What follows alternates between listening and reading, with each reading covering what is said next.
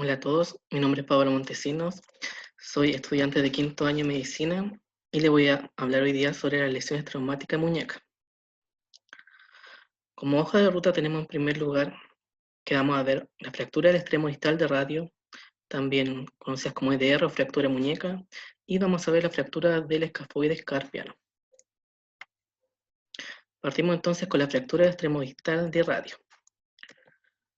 Como generalidades tenemos que es una patología muy frecuente en la consulta traumatológica, 75% de las fracturas antebrazo y 8 a 15% de todas las fracturas, siendo responsable de 1 a 6 de las fracturas vistas en los servicios de urgencia. Hay que tener presente que esta patología presenta dos picos, una en adultos jóvenes que va de 20 a 40 años y es considerada de alta energía, se produce por alta energía, y otro pico en mayores de 60 años.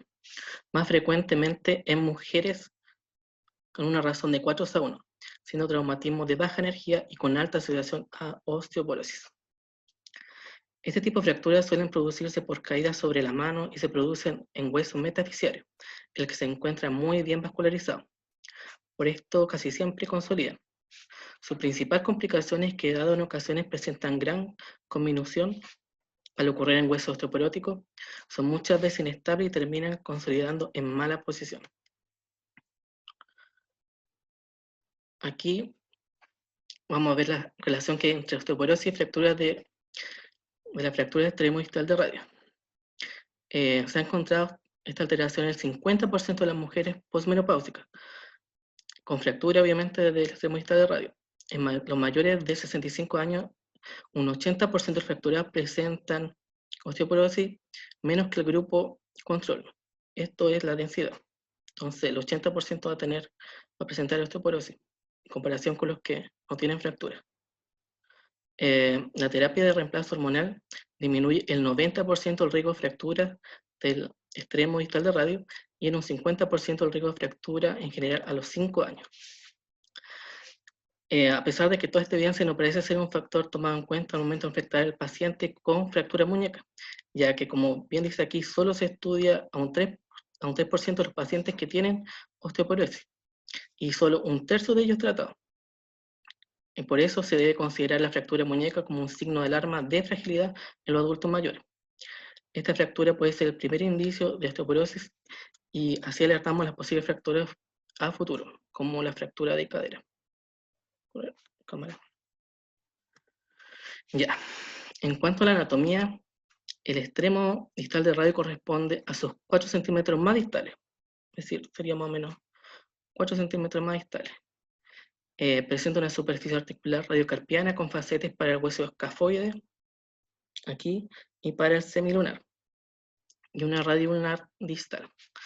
Las cargas se comparten 80% al radio y un 20% a la ulnar. Es decir, quien más carga recibe va a ser el radio. Está compuesto principalmente por hueso esponjoso y va a tener la cortical volar, que es la que va hacia palmar, va a ser gruesa y resistente a la fuerza de compresión. Y la cortical dorsal va a ser más débil y soporta fuerzas de tensión.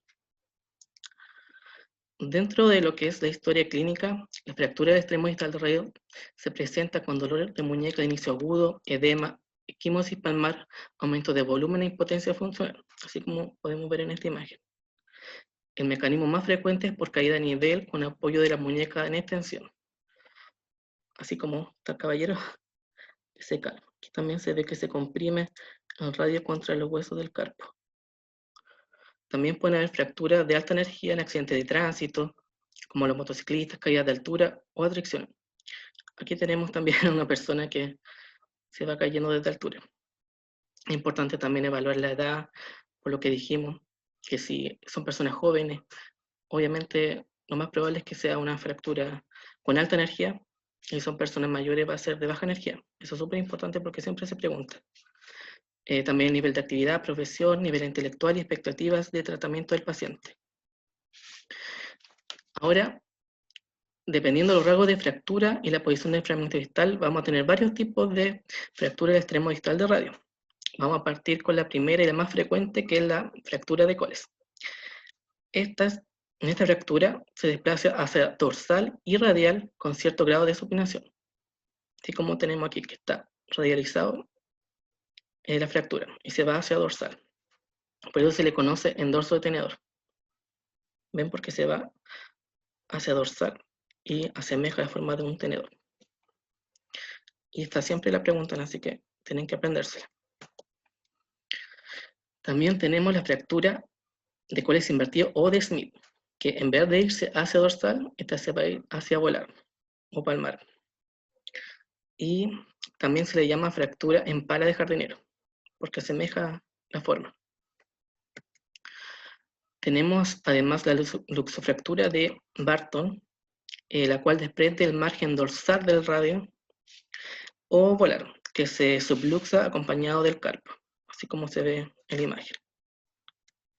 Tenemos la fractura de Hutchinson o de Schaufer, que es principalmente la fractura del esteroide radial, y se daba principalmente en la antigüedad en las personas que encendían su auto y eran golpeados en la muñeca cuando el auto partía.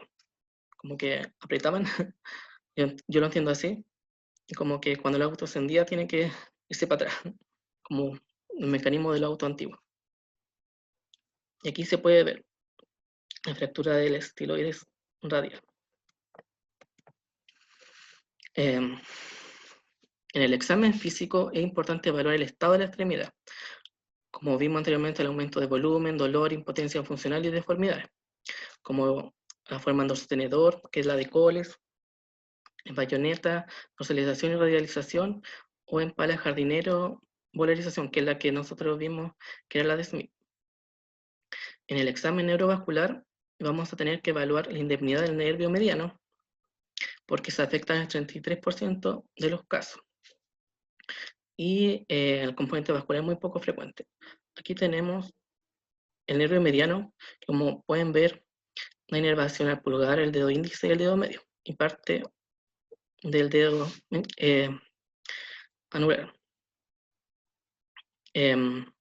Entonces hay que tener en consideración cuando uno hace el examen que no esté comprometido este nervio. Dentro del examen tendinoso tenemos que evaluar lesiones también asociadas. Dentro de lo que es el manejo inicial, frente a un paciente con sospecha de fractura de muñeca, tenemos que realizar una ABC, anamnesia detallada y evaluación del compromiso de otras estructuras. Frente a una lesión de muñeca sospechosa con deformidad hacia dorsal, como la de Coles y también radial, debemos siempre solicitar una radiografía. Entonces, vemos una deformidad en forma de tenedor y siempre vamos a tener que solicitar una radiografía. Si dicho examen no estuviera disponible y sospecho fractura, se debe dar analgesia, inmovilización y derivar a un centro para diagnóstico y manejo. La inmovilización de la extremidad debe realizarse colocando 2 placas compresoras, aunque sean 2 cartones doblados, y vendar alrededor, evaluando la perfusión y manteniendo en altura para evitar la formación de edemas, que es una de las complicaciones principales que ocurren. Aquí tengo una imagen súper característica donde se realizó una inmovilización con cartón, que muchas veces puede ser lo primero que uno tenga a la mano. Pero si uno tiene otras cosas, obviamente lo ocupa, pero si no, puede ser un cartón. Y aquí se ve que se está vendando el cartón. Dentro de lo que es el estudio radiológico, vamos a tener que el estudio inicial para la sospecha de fractura consiste en una radiografía, como vimos anteriormente. Y se deben solicitar siempre las siguientes proyecciones: radiografía posterior, anterior o anteroposterior de muñeca, con abducción de hombro y antebrazo en posición neutra. Y también una radiografía lateral. Y esta es buena cuando el radio y el cúbito se superponen, alineándose los huesos de la mano con los del antebrazo. Y en general, bueno, aquí pueden ver radiografías, estas son normales. Y el estudio de TAC se debe considerar cuando se requiere evaluar compromiso interarticular, grado de desplazamiento y configuración de fracturas complejas, para indicar y planificar cirugía. Aquí podemos ver una radiografía para una fractura de Coles. Podemos ver que está dorsalizada el radio.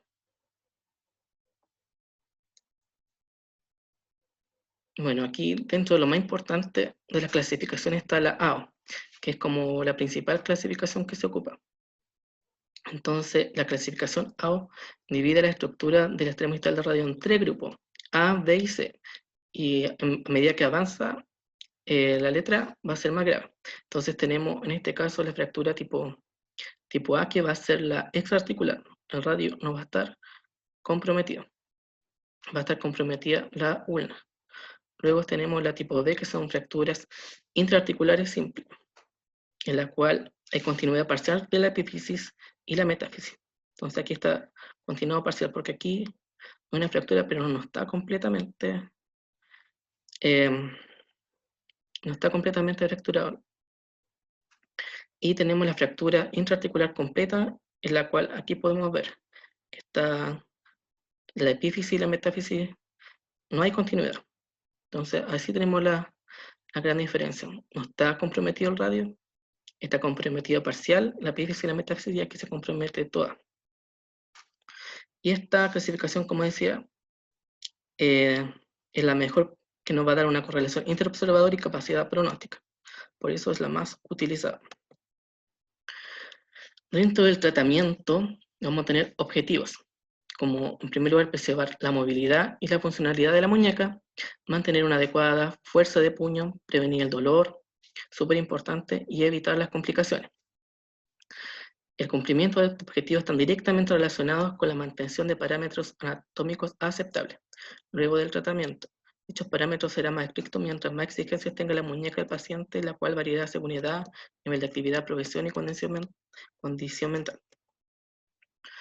Los parámetros anatómicos radiológicos aceptables, entonces tenemos en primer lugar el desplazamiento articular, que debe ser menor a 2 centímetros, el índice sagital, donde vamos a tener que va a ser aceptable que cuando esté neutro en grado 0, esté hasta 20 grados hacia volar y hasta 10 grados hacia dorsal. Eso va a ser lo aceptable. En cuanto a acortamiento radial, lo que va a ser aceptable va a ser que sea menor a 3 milímetros de acortamiento radial. ¿Por qué? Porque en estos casos hay buenos resultados, en el 96% de los casos. Entonces, lo ideal sería que fuera menor a 3 milímetros de acortamiento radial. Si es de 3 a 5, vamos a tener malos resultados, en un 25%. Y mayor a 6, vamos a tener alteración de la articulación radiocubital distal. Otro parámetro es la varianza ulnar que va de menos 2 milímetros a 0. Tenemos también el índice frontal, mayor a 10 grados, de 10 a 15 grados, y el ancho radial menor a 2 milímetros de diferencia comparado con contralateral. Y por último, el compromiso de la articulación radiocubital distal. Dentro de lo que es el tratamiento ortopédico, vamos a tener que este va a estar indicado en las siguientes situaciones. Cuando los parámetros anatómicos radiológicos sean aceptables desde el inicio, que vimos anteriormente, cuando los parámetros inaceptables son aceptables luego de que se reduce la fractura, cuando hay ausencia de criterio de inestabilidad y cuando hay ausencia de complicaciones que requieran cirugía, como exposición, lesión vascular, lesión neurológica previa o durante la reducción.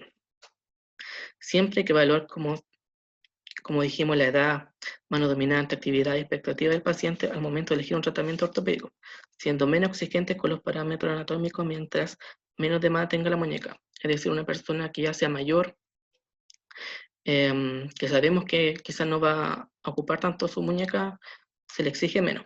En cambio, una persona que es activa o hace deporte se le va a exigir mucho más. Dentro de las características iniciales de la fractura, los criterios de estabilidad nos van a indicar una alta probabilidad de falla de la reducción cerrada, con redesplazamiento de la fractura. Y aunque existen estos criterios, igual se debe intentar tratamiento ortopédico en una primera instancia, con control estricto semanal. La presencia de 3 o más de estos criterios se asocia a pérdida de la reducción a pesar de inmovilización con yeso. Estos criterios van a ser desplazamiento intraarticular mayor a 2 milímetros, fractura de cúbito asociada, fractura cesallante, tipo B de la clasificación AO, inestabilidad metafisiaria, que tiene que ver con el acortamiento mayor a 5 milímetros, con disminución de la cortical volar, angulación dorsal mayor a 20 grados, con disminución de la cortical dorsal mayor a 50% del ancho radial. Otro es pérdida secundaria de reducción y edad mayor a 60 años. Todo esto van a ser criterios de inestabilidad, entonces que nos van a decir que hay una alta probabilidad de falla de la reducción cerrada. Pero aún así, en primera instancia vamos a realizar un tratamiento ortopédico. Entonces, ¿qué alternativa terapéutica tenemos? En primer lugar, tenemos solo inmovilización. Y esto es cuando se cumplen los parámetros anatómicos radiológicos desde el inicio. Puede utilizarse el yeso brachiopalmar o valva de tipo yeso Sugarton, que es tenaza de azúcar. Y eso va por 3 semanas con control radiológico semanal. Después de una semana hay que controlarlo. Luego las 3 primeras semanas debe cambiarse el yeso por un antebraquio palmar para completar 6 a 8 semanas de tratamiento. Aquí tenemos una paciente con un yeso brachiopalmar que va desde arriba hasta acá abajo. Lo que sería antebrachiopalmar va de mucho más abajo, va desde antebrazo. Ya, otra alternativa terapéutica es reducción cerrada más inmovilización, cuando no se cumplen parámetros anatómicos radiológicos desde el inicio. Entonces, se puede realizar una reducción en el bot de urgencia bajo anestesia intrafocal más sedación. Se espera recuperar la longitud por tracción de mano, por traslación volar e índice frontal por cubitalización. Se moldea como esquema el yeso y se controla con la radiografía a la semana. La tracción puede ser por gravedad o directa, sin existir gran diferencia entre ambos métodos. Hay que recordar que dentro del manejo ortopédico de una fractura de muñeca no debemos olvidar lo siguiente. La terapia con analgésico, que se puede dejar paracetamol, AINES, opioides débiles, y se dejan en un horario y según los primeros días y según la necesidad, obviamente. Si no le duele tanto, no le dejamos tanto. Y entregar profilaxis para síndrome de dolor regional complejo, que es con vitamina C, 500 miligramos al día por 50 días, casi 2 meses. Y hay que estudiar si corresponde tratar osteoporosis, que eso lo podemos ver en las pacientes, en el segundo PIC, que en pacientes mayores de 60 años. No sé, ahí hay que tener ojo. Bueno, ahora, dentro de los pasos del tratamiento ortopédico, como dijimos, en primer lugar anestesia focal o analgesia con uso de AINES endovenosos para control del dolor. También se puede agregar anestesia intrafocal con lidocaína al 2%, fractura previo a la reducción, para que no le duela cuando reduzcamos. Luego, reducción mediante tracción y contratracción. Debe considerarse las 3 principales desviaciones presentes: impactación, dorsalización y la radialización. Se debe corregir en forma sucesiva cada una de ellas. En primer lugar, ya, tracción mantenida y controlada para desimpactar los fragmentos, como tenemos aquí en la imagen. Entonces, realizamos tracción y otra persona nos va a realizar la contratracción. Luego va a venir la hiperflexión para reducir la desviación dorsal. Aquí vamos a tener que corregir la dorsalización, que nos daba la forma de tenedor. Y luego la ulnarización, que es desviación hacia ulnar la muñeca para reducir la desviación radial que teníamos, que se ve aquí. Luego vamos a realizar la inmovilización. Después de reducir, entonces, vamos a colocar un yeso brachiopalmar bien moldeado con la mano ligeramente ulnarizada y en flexión palmar. El yeso puede quedar cerrado o abierto dependiendo de la magnitud del edema de parte blanda. Si se decide dejar yeso cerrado, el paciente debe ser controlado dentro de las 24 horas para descartar los signos de compresión. Luego, hay que realizar radiografías por reducción para objetivar el resultado de la reducción mediante la medición de los índices anatómicos ya descritos. Luego vamos a realizar seguimiento clínico y radiológico a los 7 días para evaluar el estado de reducción y la estabilidad de la fractura. La pérdida de reducción refleja una fractura inestable, por lo tanto, un eventual tratamiento quirúrgico.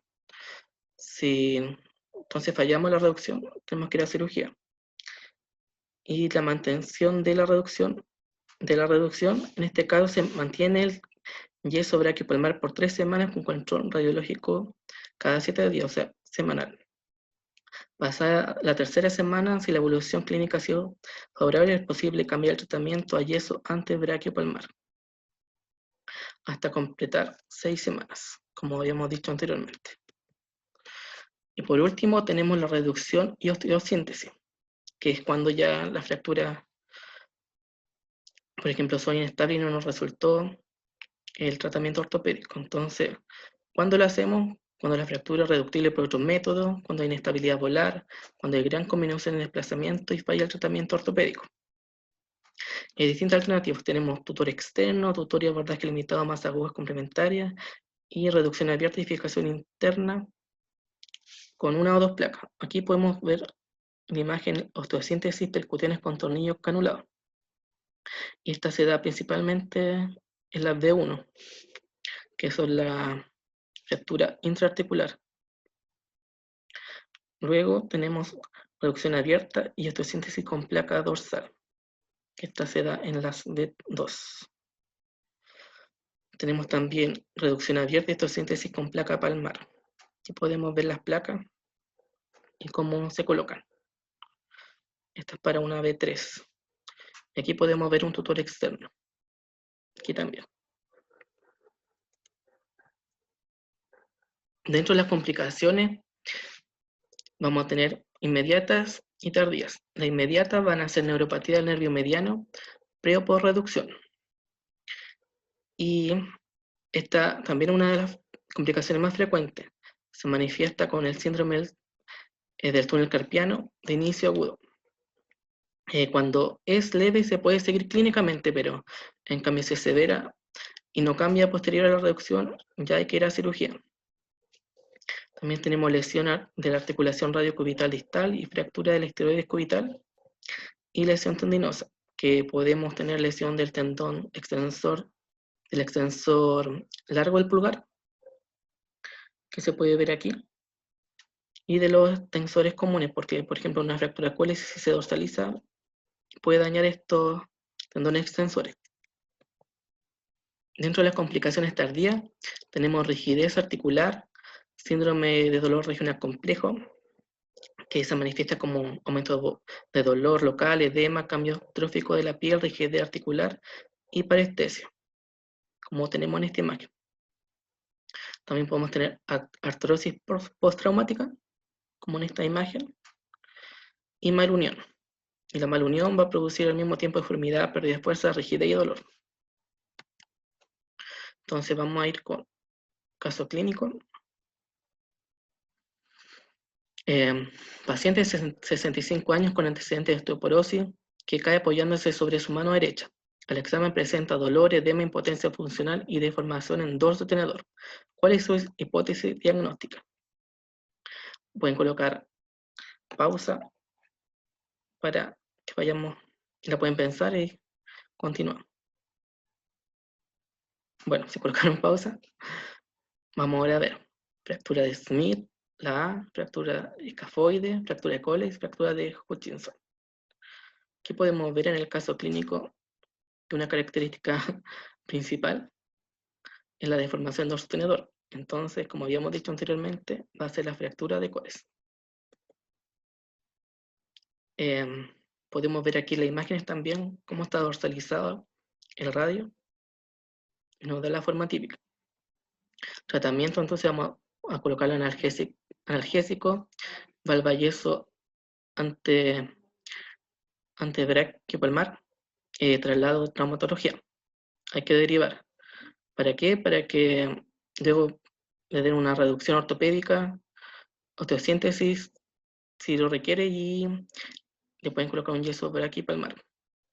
Entonces, analgesia, colocamos yeso y nosotros lo derivamos. Luego, en relación a la fractura de coles, ¿qué presenta? Entonces tenemos que la radialización, impactación y desplazamiento a dorso del extremo distal del radio, la decubitalización, impactación y desplazamiento a palmar del extremo distal del radio, secubitalización, rotación interna y desplazamiento a dorsal del extremo distal del radio, D, radialización, impactación y desplazamiento palmar del extremo distal del radio, y E, radialización, rotación interna y desplazamiento palmar del extremo distal del radio. Colocar pausa para que piense la respuesta.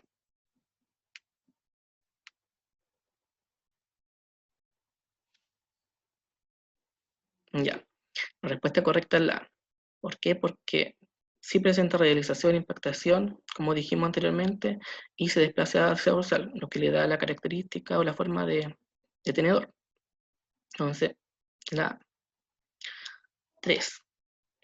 ¿Cuál de las siguientes opciones es una complicación inmediata de la fractura del extremo distal de radio? Entonces, eso lo vimos hace poco. También pueden colocar pausa y pensarlo.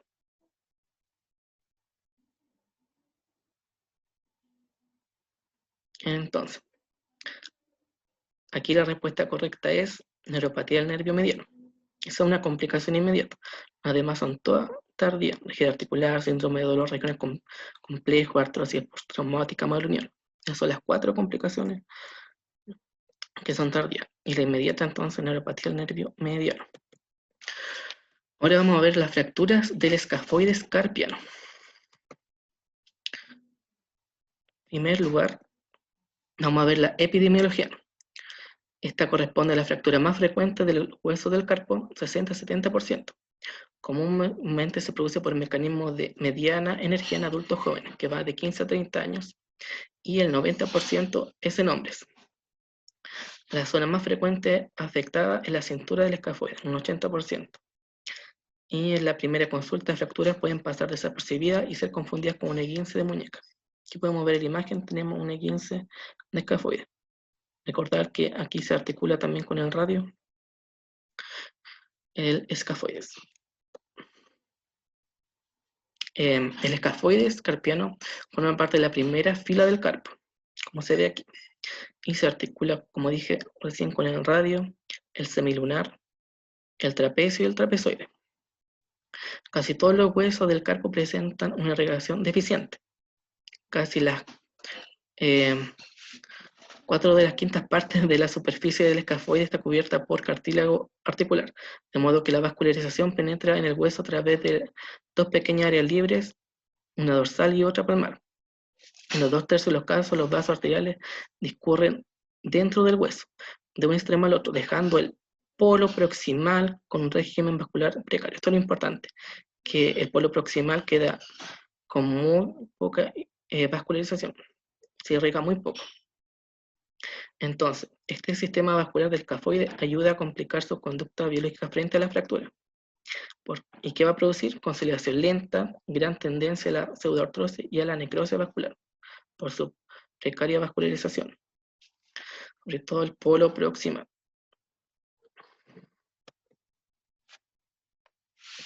Dentro de lo que es la clínica, la historia más clásica es la de un hombre joven, cuyo mecanismo es una caída con la muñeca extendida o mano empuñada durante una práctica deportiva, como se ve aquí en la imagen.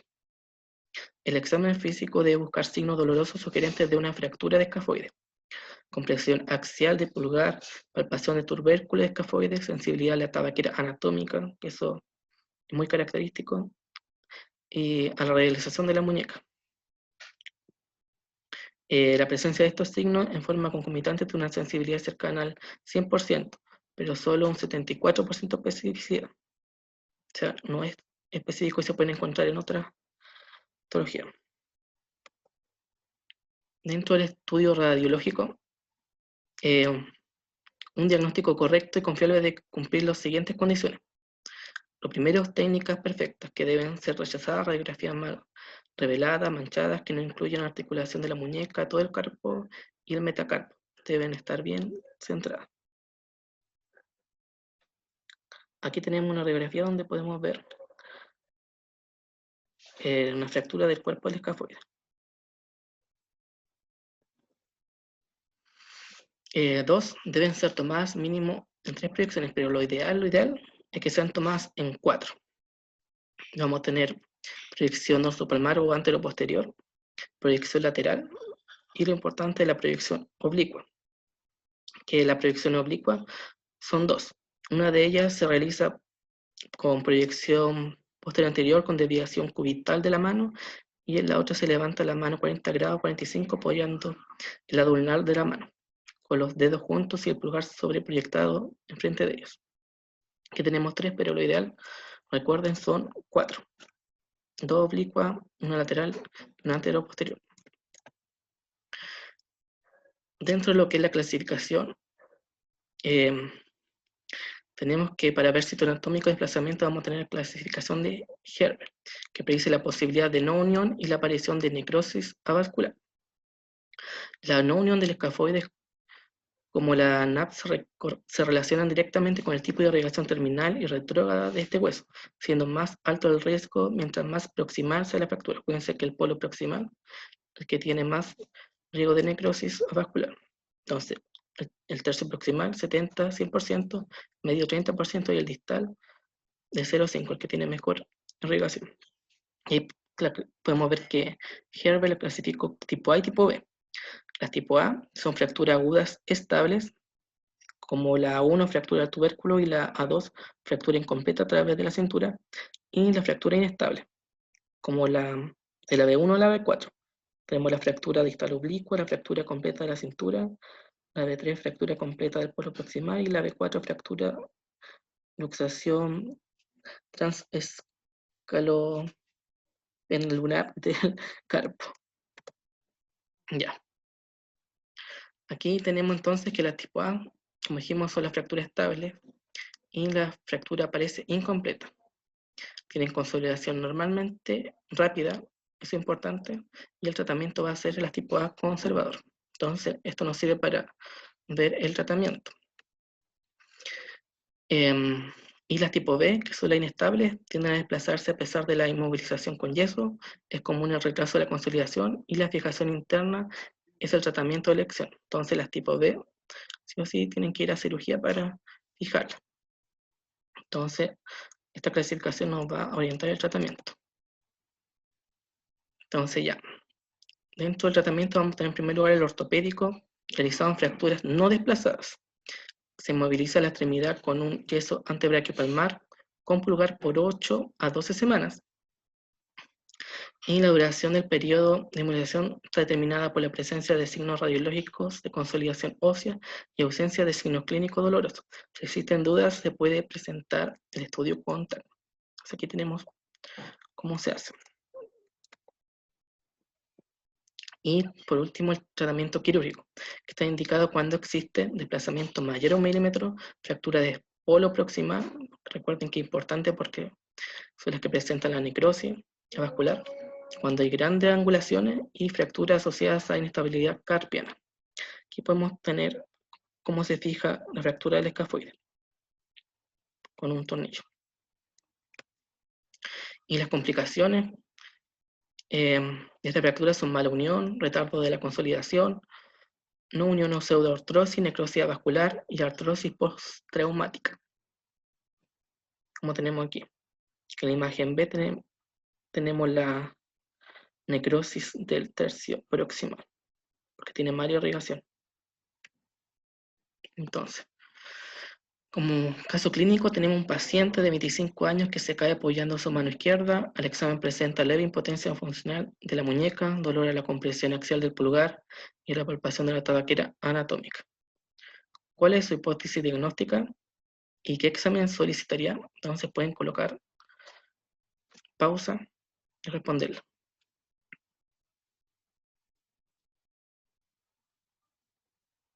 No, si ya la contestaron, le pusieron pausa.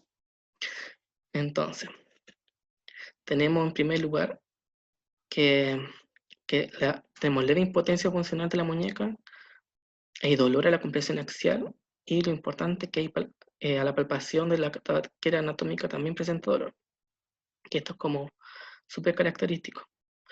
Entonces sería fractura de escafoide. ¿Y qué examen solicitarían?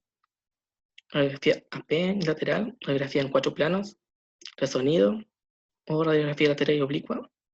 Entonces sería, como dijimos anteriormente, lo mínimo son 3 planos, pero lo ideal son 4 planos. Entonces, con esto aquí. Tratamiento. Vamos a tener que dar analgésicos, colocar una valva yeso antebraquiopalmar con pulgar y traslado en derivación a traumatología, donde le van a colocar un yeso antebraquiopalmar con pulgar, o si el caso lo requiere y si es inestable la fractura, se le tiene que realizar la osteosíntesis, si es del polo proximal, que podemos tener, como dijimos, las 4 proyecciones radiográficas y tenemos la fractura del escafoide. Eso sería todo. Espero que haya quedado más o menos claro y que les sirva para su prueba. Muchas gracias. Si hay dudas, pueden escribirme a mi correo.